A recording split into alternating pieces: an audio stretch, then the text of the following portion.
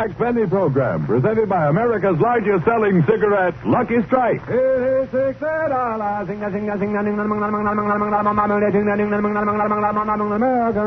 Lucky Strike.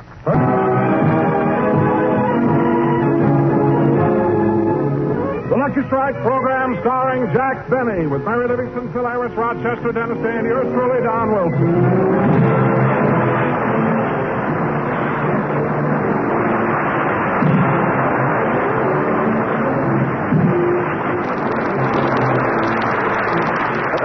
Ladies and gentlemen, let's go out to Jack Benny's home in Beverly Hills. It's morning, and Rochester is in the kitchen. Look what time it is. I better start getting Mr. Benny's breakfast ready. Now, let's see. I think I'll give him some ham and waffles. He's crazy about ham and waffles. We're out of ham. And I had the last 6 waffles. Let's see, what else? Oh, I know. I'll fix him a plate of bacon and eggs with French fried potatoes. Uh-oh, can't do that. I had the eggs. Come to think of it, I had the bacon and potatoes, too. Well, I better take a look in the refrigerator again. I wish the boss would buy a refrigerator with electric light in it. This candle keeps melting the ice cube.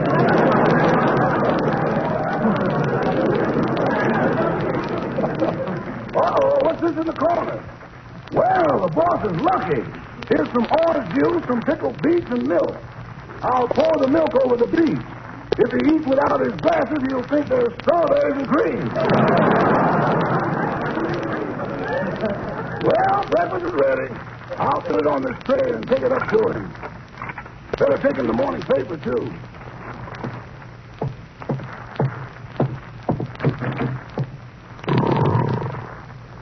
My, Mr. Benny's still asleep. I better wake him up easy. I'll tickle his feet. Kitty-kitty-coo! Kitty-kitty-coo! He doesn't feel it at all. Better take off his socks.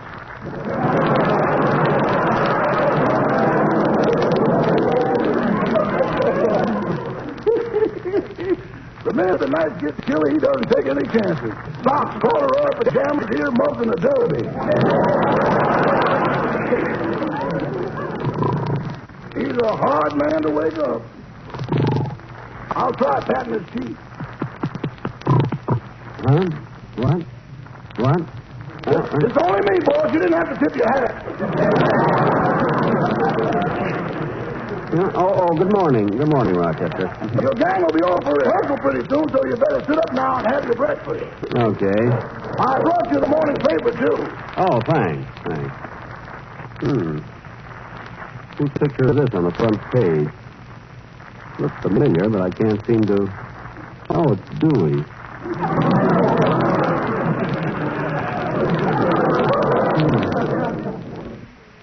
Whole picture, he's smiling.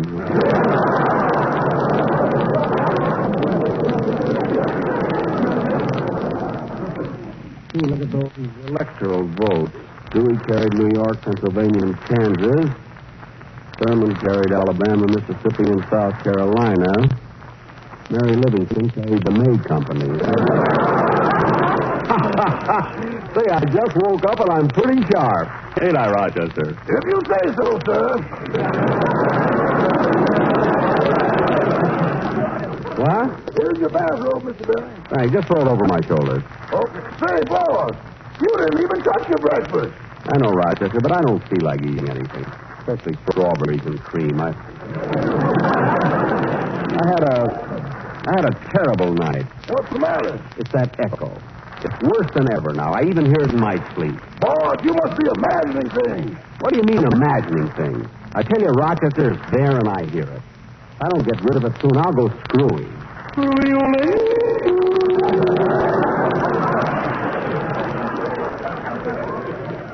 Rochester. I know, boss. You heard the echo again. Say, how'd you know? When you jumped in the air, your socks changed feet.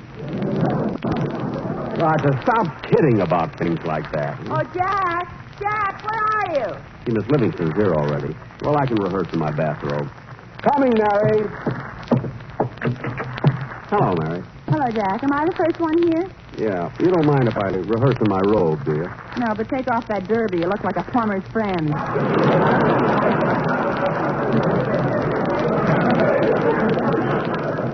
I'm sorry. And, Jack, before the gang gets here, how about giving me the $10 you owe me on the election bet? The what? Oh, yes, the election bet. It slipped my mind. I meant to give it to you before. Oh, sure. Slipped your mind. Come on, give me the $10. Okay. Here it is. Thanks. Well, that takes care of the Hoover election. Now, how about this one?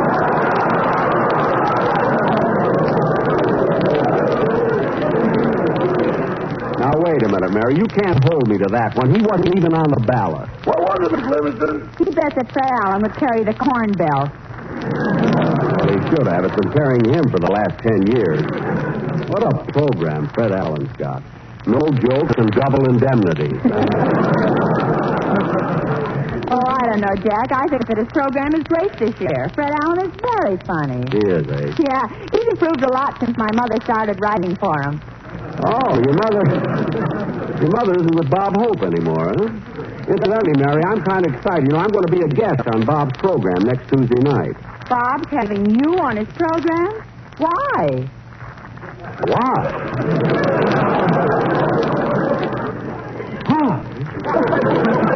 I'll tell you why. Bob Hope came to me, looked me right in the eyes, and said, Jack, I want you on my show because you're the greatest comedian in the world. Bob said that.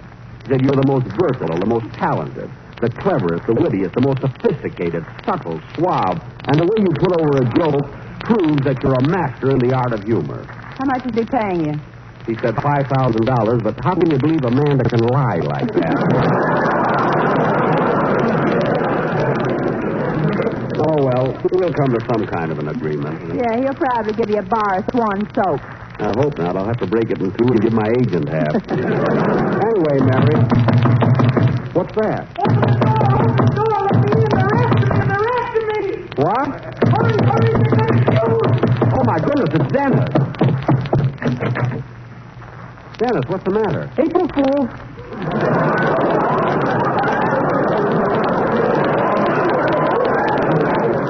April Fool? Why, you silly kid, this is no time of year to fool people. Truman did it.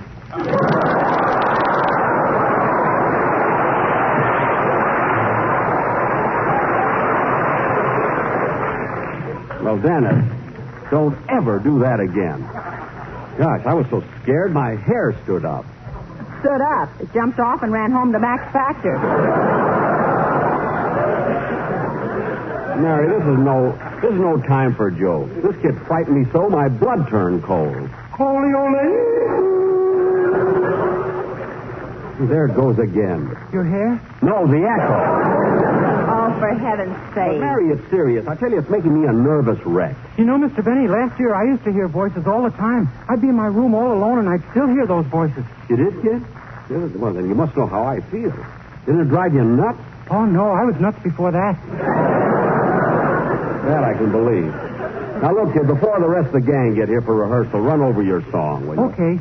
Oh, by the way, Mr. Benny, why are we rehearsing so early? Because I have a busy week. I also have to rehearse the Bob Hope program. I'm going to be on it Tuesday night. Bob Hope wants you on his program? Why? Why? Because he said that I'm the greatest comedian in the world. What's the matter? Is he crazy or something? No, he's not crazy. He may lie a little, but he's okay. Now go ahead and sing, will you?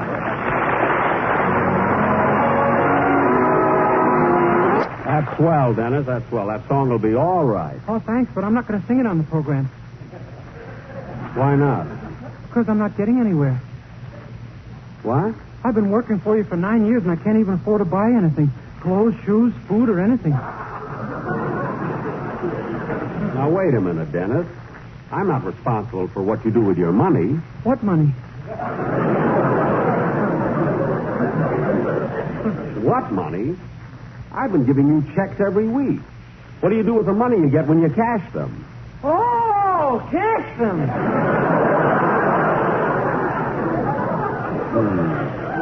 Dennis, don't you know that when Jack gives you a check, you're supposed Leave him alone, Mary. He knows what he's doing. Well, I'll get the scripts ready, and then Oh, that must be the boys now. It's about time. Come in. Well, hello, everybody. Hiya, Jackson, Dennis. Hello, Livy, you delectable Cupid dog. Well, if it isn't little old Phil Harris, the breast that made Milwaukee famous. Now, look, Don, you too, Phil. Look, when I call a rehearsal for a certain time, I expect you to be here. Wait a minute, Jackson. What's your rush? Take it easy. Relax. You'll have a show Sunday. What? And suppose you do have a lousy one. Nobody's going to turn off the radio. I come on right after you. Phil. You got better insurance than Fred Allen. Phil. Pencil head. It just so happens that I was on the air 15 years before you even had your own show. I know, and what happens? The minute I'm on my own, they invent television. They want to see me, too.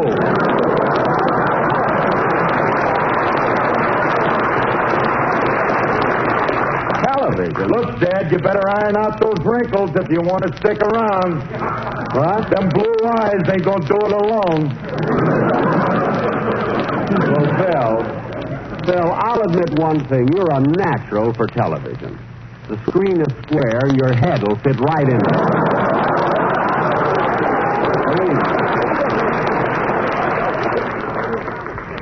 How was that, Don? Don? Mary, where's Don? His girdle broke and he can't get out of the den. Well, Dennis! John's got me pinned in the corner. Well, come back here, both of you. How we ever get a show put together, I'll never know. Now, look, kids, we came here to rehearse. Oh, for heaven's sake. Don, will you answer the phone, please? Sure, Jack. Hello? Yes, this is Jack Benny's home. What? Oh, that's the final vote. All the precincts are in, huh? Every vote has been counted and it's official now?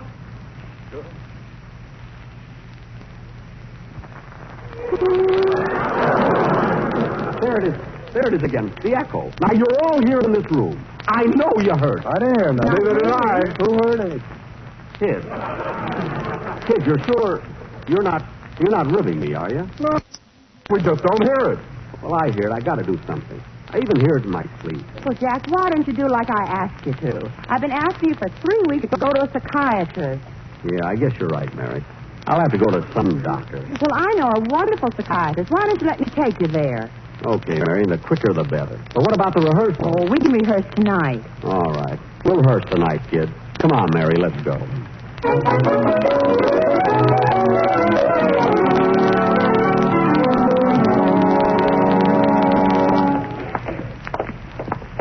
What's the number of the doctor's office, Mary? 1107. It's right down the hall. This must be it here. Room 1107. Yeah, look what it says on the door. Dr. Nelson, psychiatrist. Come in, lie down for a while. Let's go in. Just a second. Jack, stop trying to look shabby. The doctor has one price for everybody.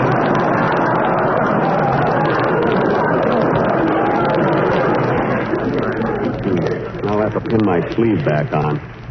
Oh, well, let's go in. Yes? Nurse, I'd like to see Dr. Nelson. Very well, in just a few minutes. But first I'll have to have some information about you. Well, my name... Oh, just a second, sir. I have to write this down. I want to get a pencil. There. Now, your name? Jack Denny. Occupation? A radio comedian. Are you currently employed?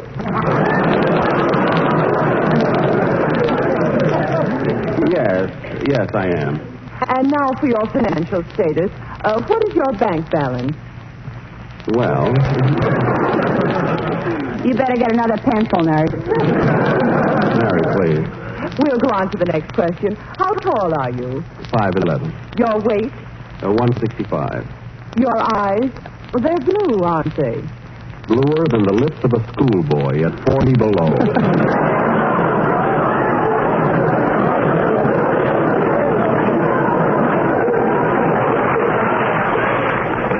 Well, the doctor will be ready for you in a few minutes. Have a seat. Right over there by that gentleman in the corner. His name is Mr. Skinner. By the way, nurse, that Mr. Skinner isn't a violent patient, is he? Oh, far from it. In fact, he's very gentle. Gentle? Yes, he thinks he's a rabbit. Come on, Mary, let's sit down. Jack, what are you so mad about? Smart aleck nurse trying to kid me a rabbit. Man, looks just as normal as I do. Well, Jack, there isn't room for both of us to sit on the sofa. Yes, there is, Mary. I'll ask Mr. Skinner to move over. Pardon me, sir. What's up, Jack?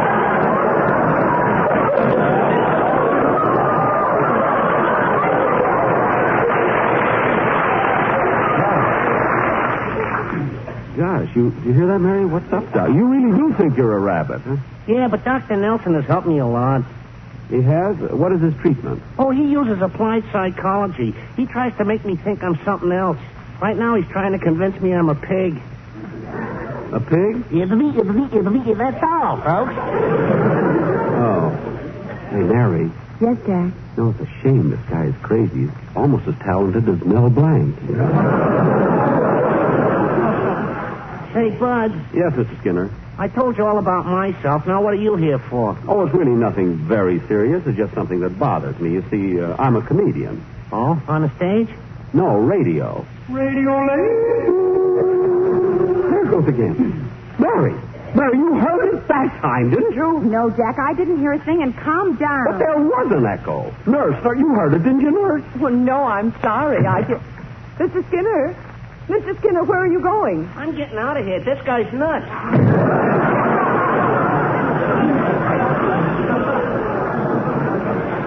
All the nerve. I got a good mind to go after him and punch him right in the Jack, nose. control yourself. I won't control myself. I'm not going to let a silly rabbit call me nuts. All right, Jack. Now sit down. Yes, doctor? Oh, very well, sir. I'll send in the next patient. It's Mr. Benny. What? No, it's Benny. Bunny just left.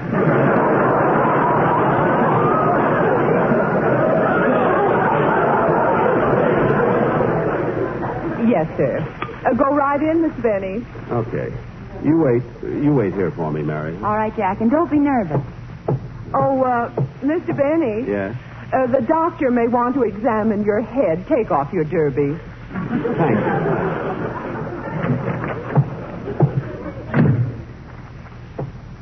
Doctor, I'm Jack Benny. How do you do?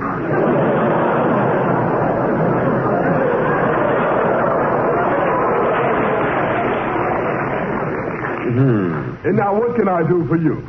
Well, Doctor, I hear echoes that no one else seems to hear. Echoes? How long have you suffered from this delusion? Oh, for several weeks. Uh-huh. And tell me, how old are you, Mr. Benny? 39. 39. How long have you suffered from that delusion? It's no delusion. I'm only 39. And what kind of a psychiatrist are you anyway? Instead of a couch in here, you've got a double bed. Certainly. I like to lie down, too. Oh. And now, Mr. Benny, do you have any idea of when this echo first started bothering you? Yeah, you see, this summer, I was in Europe. I went to Switzerland. And I heard some Swiss yodelers. And ever since then, an echo has followed me. Very interesting. Now, does this echo repeat everything you say? Well, not everything. It usually happens on words that end in O. You mean words like folio? Yes, in fact, it happened once on that very word, folio. Folio. There it is. There it is, Doctor. You heard it, Doctor. There it is. You must have heard it. There's no echo, Mr. Benny. Now, calm down and we'll get to the cause of your neurosis. Gee, I hope you can. Let's get started with the treatment. Just a moment. I want to look in the next room and see how another one of my patients is getting along. 1 and 1 is 2. 2 and 2 is 4. 1 and 2 is 3. 3 and 3 is 6. Who is that? Mr. Gallup.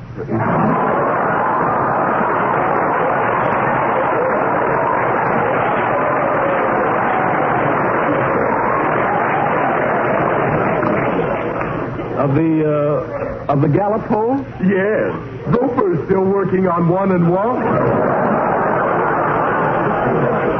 And now, back to you, Mr. Benny. Now, Mr. Benny, lie down here and relax. Thank you. Comfy? Yes. Are you? Yes.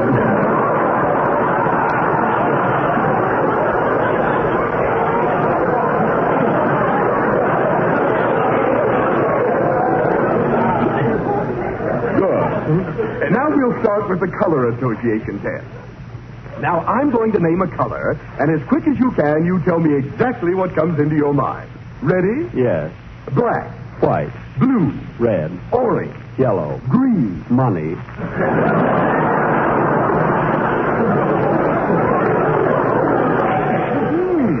Very interesting. Mr. Benny, you seem to have a certain fondness for money. Well, perhaps a little. And tell me, when did you first notice your desire to hold on to money? When I was 6 months old, I swallowed a dime. Oh, and when did they get it out? Oh, it's still in there. Good heavens, man. Why didn't you have a doctor remove it? Well, how can you trust anyone when you're under ether?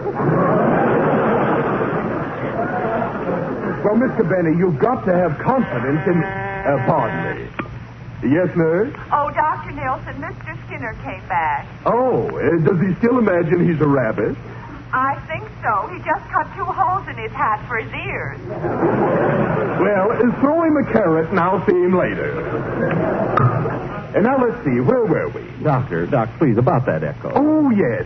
Mr. Benny, I've come to the conclusion that what you're suffering from is nothing more than a somatic hallucination induced by your psychotic neuroses and aggravated by self-induced inhibitions and subconscious phobias of the psychosomatic urges. And there's only one cure for it. What's that? A 4-way cold tablet.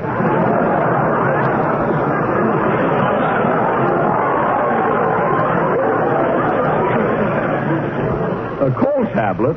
Doctor, I'm all confused. Well, in simple language, Mr. Benny, when you first heard those yodelers in Switzerland, they created a great impression on you. And now, when you think you hear these echoes, it's nothing more than a thought desire to return to the scene of a happy experience. Oh. Well, what do you think I ought to do about it? Well, stop working so hard. Take a vacation. Get away from Hollywood. But where could I go? Why don't you try Sun Valley? In Idaho? Idaho. Well, I've always wanted to go there. Just a minute, Mr. Benny. Huh? Didn't you hear that echo?